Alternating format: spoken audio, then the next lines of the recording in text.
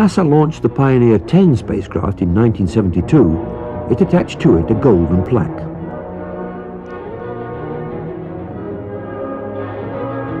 With this plaque, Pioneer carries a message to extraterrestrials about its home planet. Its symbols show the radio signature of our sun, where our planet is located, and what we looked like.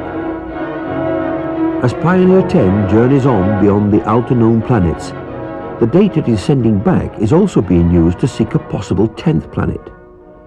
Indeed, a March 1992 NASA press release stated, "Unexplained deviations in the orbits of Uranus and Neptune point to a large outer solar system body of 4 to 8 Earth masses on a highly tilted orbit, beyond 7 billion miles from the Sun." In the past 2 decades, astronomers have joined the search to look for one more planet in our own solar system. They designate such a planet Planet X, meaning both unknown and 10th.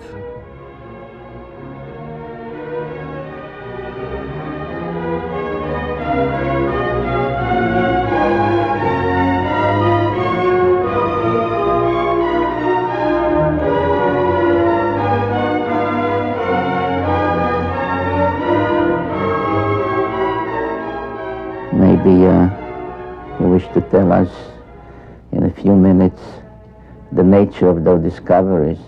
I'd be happy to, and you're absolutely right.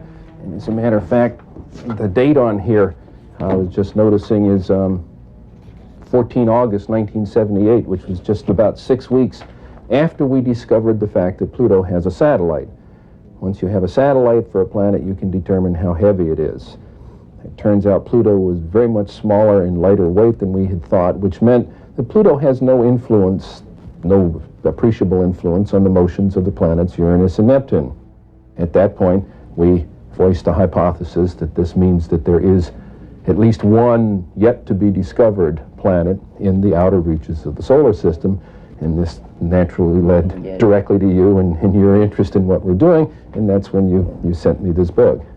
You have then postulated the existence or the appearance in some time years ago of a celestial body which you, I think, named in that paper an intruder. Yes. Which may have collided with or somehow turned on their side both Uranus and Pluto.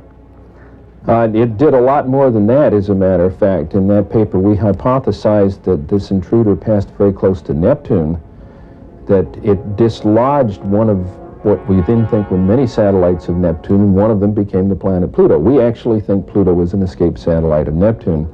This will also take the orbit of Triton, the big satellite of Neptune, and reverse it.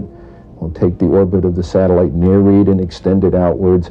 We can produce all of the observed aspects of the satellite system of Neptune plus Pluto's orbit just with this one single intruding planet. One of the things we did in 1978, having made this prediction that there was an additional planet, 10th or 12th, depending on your point of view, but it's the next one, we sort of put our money where our mouth was, as it were, and we went out and we started looking for this thing. We've been searching for 12 years for this thing. We've been able to refine the search area somewhat, get it rather narrowed down. We do our predictions based on the observed anomalies in Uranus and Neptune. We actually are currently looking down in the region of Centaurus, which is just south of the constellation Libra, but very close to the area that you've talked about. I think, Dr. Harrington, you have a pretty good picture, at least in your own mind, of what we are talking about, a big planet, a small planet. Well, if it is in the kind of orbit that we describe here, it would have to be a planet that would have a mass something like 3 to 5 times the mass of the Earth.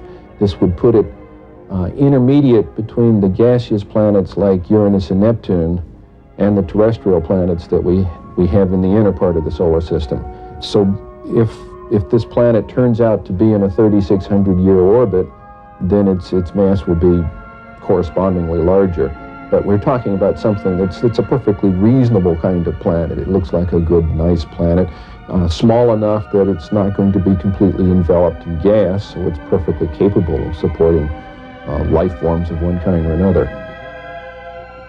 This one here is a map of the solar system as we know it. The inner planets, this is the orbit of planet Pluto, and this here is the orbit that I have proposed for the 10th planet, and here's where we think it is right about now in its orbit. This is your orbit for the planet, Yes. and showing that it would come out of Sagittarius in biblical time, and that once you allow for precession, it would be around into Libra by now, and, which is, again, approximately the area that we're looking in. If Planet X exists, we are not alone in this solar system. Astronomers are so sure of the 10th planet, they think there is nothing left but to name it. Alone he stretches out the heavens and treads upon the farthest deep. He arrives at the Great Bear, Orion and Sirius, and the constellations of the south.